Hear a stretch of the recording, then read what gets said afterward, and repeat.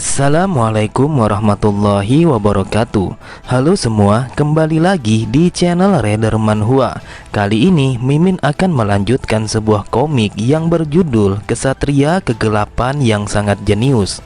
Untuk Abang Topi Jerami, Mimin sangat berterima kasih karena sudah mentraktir Mimin untuk membeli kopi dan gorengannya. Semoga Abang dimurahkan rezekinya yang berlimpah. Dan apabila kalian ada yang berkenan mentraktir Mimin, kalian bisa cek deskripsi untuk link sawerianya. Buat kalian yang baru saja mampir di channel ini, Mimin sangat berterima kasih karena kalian sudah meramaikan kolom komentar dengan kata-kata yang positif. Berkat kalian semua, Mimin akan selalu bersemangat untuk mengembangkan channel ini. Dan apabila kalian masih bingung dengan alur ceritanya, kalian bisa cek deskripsi atau langsung saja menuju playlist yang ada di halaman channel ini untuk memulainya dari part 1. Tanpa basa-basi lebih jauh, mari kita masuk di part 7. Cerita dimulai setelah berhasil mengalahkan monster serigala elit. Terlihat Thalia yang sangat terkejut karena ia begitu ketakutan setelah melihat seekor laba-laba telah menempel di bajunya. Mendengar teriakan itu, Knock pun menjadi waspada. Ia berpikir, apakah ada monster lainnya yang telah datang ke sini?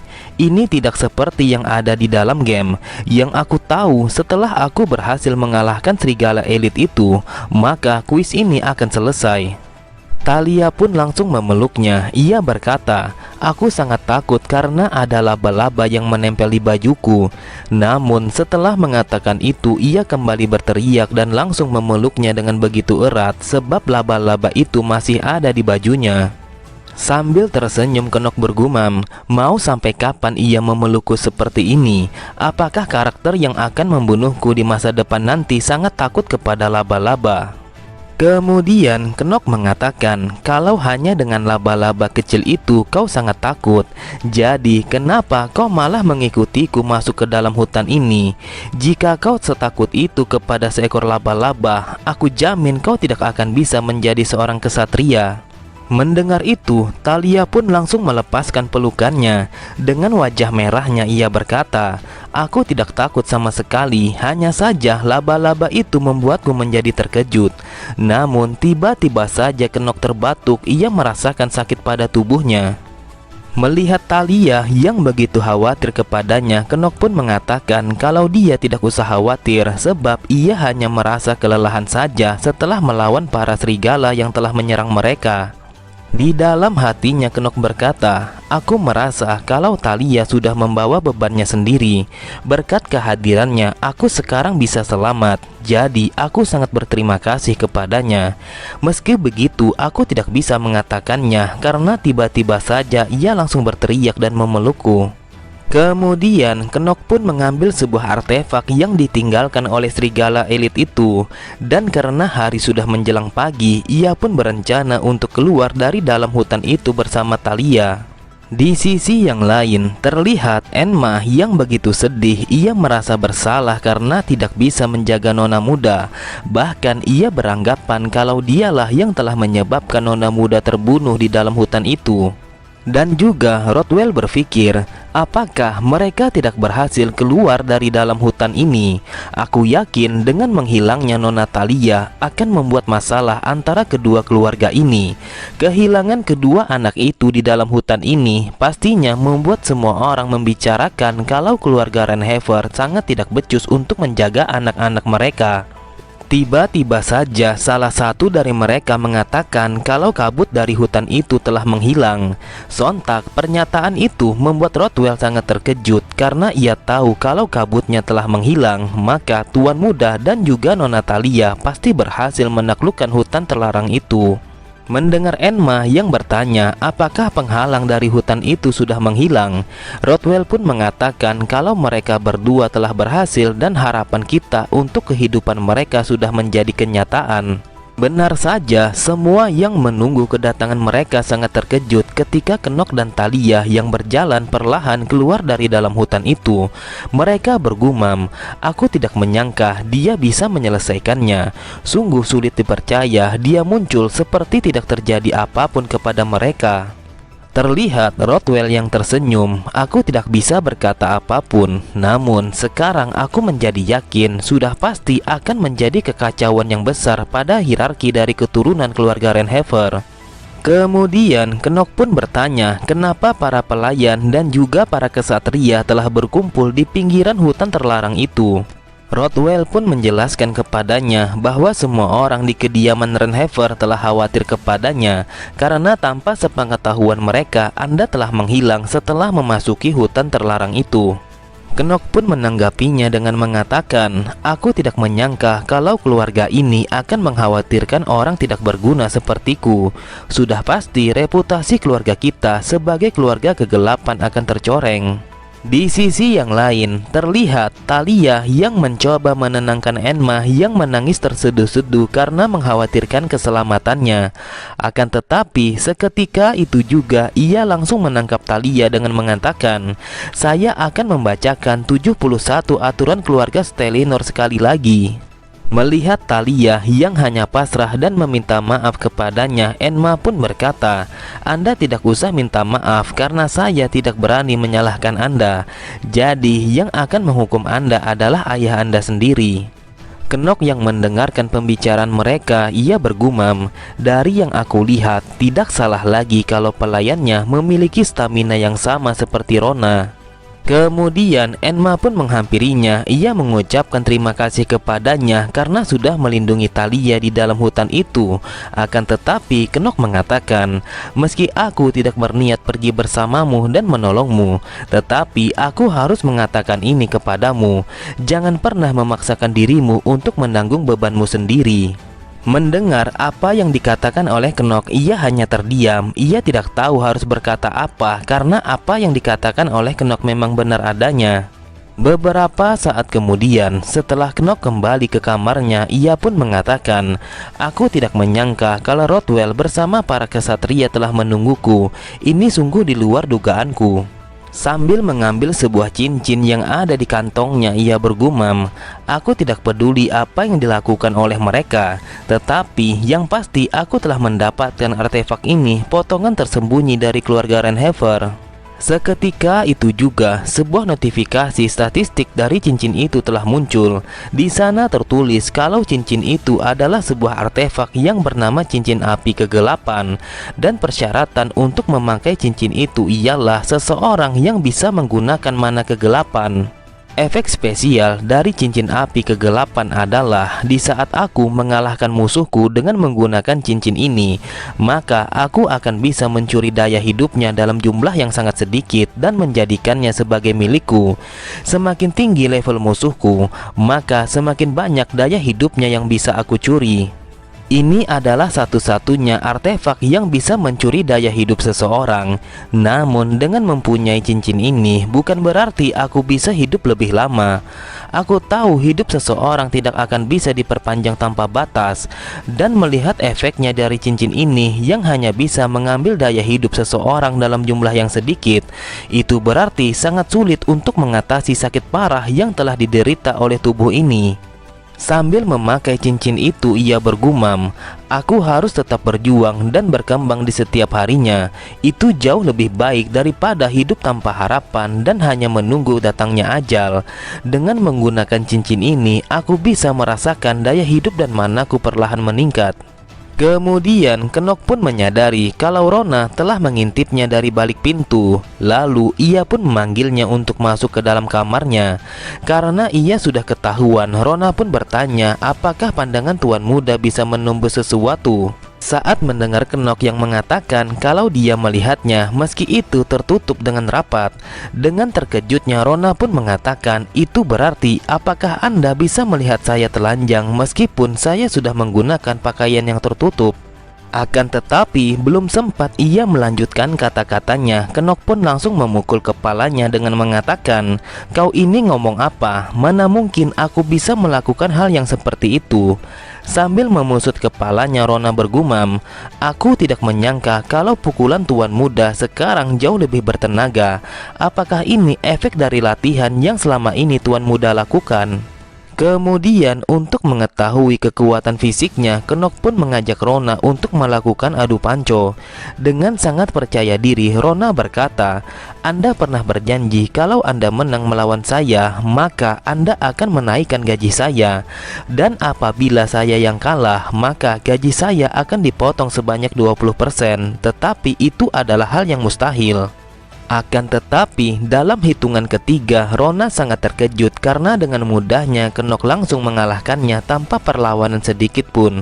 Apa yang terjadi? Kenapa tuan muda menjadi jauh lebih kuat, padahal dia tidak pernah sekalipun mengalahkanku? Lalu ia berkata, "Seharusnya Anda berpikir kalau seorang putra dari keluarga terpandang di benua ini tidak sepantasnya mengurangi gaji pelayannya sebanyak 20%, dan itu sangatlah keterlaluan." Namun Rona langsung terdiam ketika Knock yang mengatakan, "Apakah kau tidak ingat kalau aku ini adalah putra yang tidak berguna dari keluarga Renhever, dan rumor itu sudah menyebar dengan sangat jauh. Jadi aku memutuskan untuk tidak peduli dengan sesuatu seperti kehormatan yang seperti itu." Akan tetapi, Knock langsung terdiam ketika ia merasakan kalau tangannya terasa sakit. Seketika itu juga beberapa notifikasi kembali muncul. Di sana tertulis kalau efek dari thread keseringan sakit telah diaktifkan dan dia mendapatkan patah tulang pergelangan tangan dengan tingkatan keparahan mencapai level 2. Bahkan ia juga seketika itu juga langsung mendapatkan sakit pilek. Di dalam hatinya ia bergumam, "Dasar thread brengsek, kenapa aku mendapatkan penyakit ini dengan begitu mudah, sedangkan untuk mendapatkan thread lainnya aku harus berjuang dengan keras." Kemudian ia meminta kepada Rona untuk membawakan beberapa es batu dan kain basah agar bisa meredakan sakit yang ia rasakan. Meski ia merasa sakit yang luar biasa, namun ia tidak memikirkan hal itu karena ia merasa sangat puas dengan cincin api kegelapan yang ia dapatkan. Lalu sedikit demi sedikit kesadarannya pun mulai menghilang karena efek sakit yang ia rasakan semakin terasa. Waktu pun berlalu begitu cepat. Sudah 6 bulan setelah Knock mendapatkan 2 item tersembunyi dari keluarga Renhever. Namun sayangnya sampai saat ini ia belum ada kesempatan untuk menggunakan kedua item tersebut. Ternyata alasan ia tidak bisa menggunakan item itu karena ia sedang dihukum oleh keluarganya. Ia pun bertanya kepada Rona kenapa ia dihukum padahal ia telah menyelesaikan hutan anak hilang, alih-alih mendapatkan hadiah. Tetapi aku tidak menyangka kalau aku mendapatkan hukuman yang seperti ini. Rona pun menjawabnya, "Aku tidak bisa mengatakan apapun karena aku hanyalah seorang pelayan yang patuh kepada keluarga. Lagi pula gajiku akan berkurang apabila aku berbicara yang tidak pantas kepada Anda." Namun Rona sangat terkejut saat mendengar Knock yang mengatakan, "Aku berjanji bahwa gajimu tidak akan berkurang apabila kau bertindak dengan sesuai kehendakku." Seketika itu juga Rona mengatakan, "Kepala keluarga memang sangat kejam, bagaimana bisa ia tidak memahami perasaan Anda?"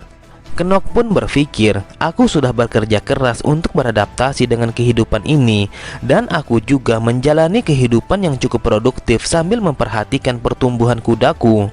Aku tidak bisa apabila terus begini. Kehidupanku semakin berkurang dan tersisa hanya 147 hari karena penyakit parah ini. Sistem bajingan itu ia lebih tertarik kepada kehidupanku daripada aku." Karena ia sudah tidak tahan lagi atas pengurungan itu, dengan penuh percaya diri ia ingin bertemu dengan ayahnya dan bagaimanapun caranya ia ingin mendapatkan izin keluar dari kamarnya.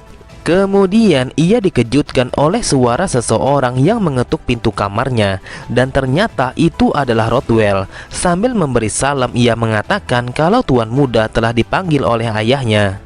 Mendengar itu, Knock hanya terdiam karena ia tidak menyangka kalau ayahnya telah memanggilnya. Padahal ia memang berencana untuk menemuinya di waktu itu juga. Cerita pun berpindah. Terlihat Theo Renhever yang sedang duduk santai di dalam ruangannya. Ia teringat akan masa lalunya ketika ia membantai semua monster yang telah menyerbu benua itu dalam sebuah peperangan hanya seorang diri. Dengan tatapan mata yang tajam penuh percaya diri, ia memandangi segerombolan para monster yang terus berdatangan untuk menyerangnya. Dan di saat para monster itu serentak menyerangnya secara bersama-sama, ia pun menggunakan pedangnya itu untuk menghalau mereka semua. Bahkan hanya dengan satu kali serangan saja, ia mampu membunuh semua monster itu.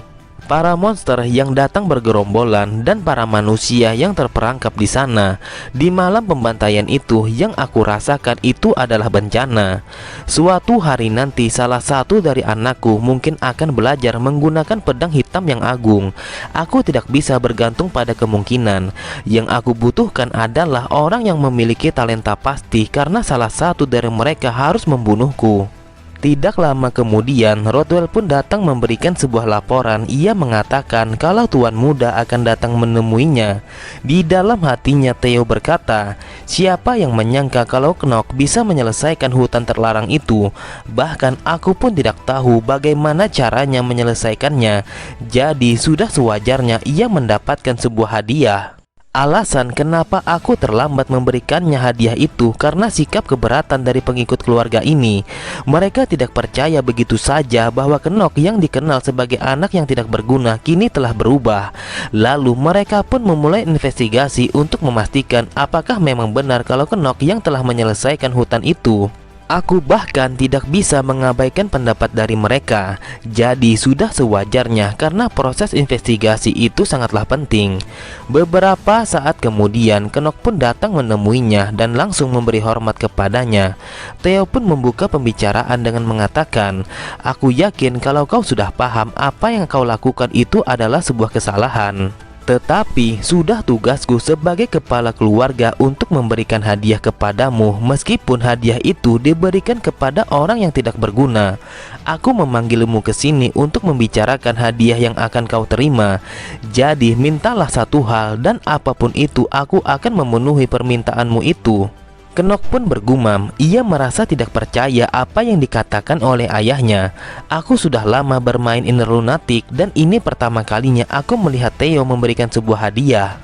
Biasanya dia adalah orang yang tegas. Apakah ini sebuah jebakan? Aku masih tidak bisa percaya dengan hal ini. Knock pun bertanya kepada ayahnya. Ia ingin memastikan apakah yang ayahnya katakan bukanlah sebuah kebohongan. Dengan tegasnya ayahnya mengatakan, apapun permintaanmu aku akan mengabulkannya. Sebagai kepala keluarga Renhever, aku berjanji mengabulkan satu keinginanmu itu. Dan juga aku berjanji atas sejarah panjang keluarga pedang kegelapan. Aku pikir dia hanya bercanda dan mengolok-olokku saja. Namun ternyata dia sangat serius dengan ucapannya. Bahkan ia mau berjanji atas nama keluarga ini. Kemudian Theo melanjutkan kata-katanya, namun apabila permintaanmu itu adalah sebuah kekonyolan ataupun kebodohan, maka penilaianku juga akan berubah. Aku percaya kepadamu kalau kau tidak akan bertindak bodoh. Dan karena kau sudah 6 bulan terkurung di dalam kamarmu, maka aku mengizinkanmu untuk pergi meninggalkan kastil ini.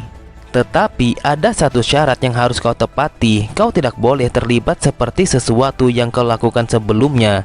Ingatlah di dalam benakmu bahwa kau merupakan salah satu dari anggota keluarga Renhever. Mendengar itu, sambil tersenyum, Knock pun memohon kepada ayahnya untuk memberikan waktu agar ia bisa berpikir tentang hadiah itu. Dan juga ia sangat berterima kasih kepada ayahnya karena telah memberikannya sebuah kebebasan. Pada keesokan harinya, mereka semua telah berkumpul di depan kastil untuk mengantar kepergian Thalia. Sambil tersenyum, Thalia mengatakan, karena kau sudah diterima masuk ke dalam akademi, jadi aku sangat menantikannya. Mari kita bertemu lagi di Akademi Elidian.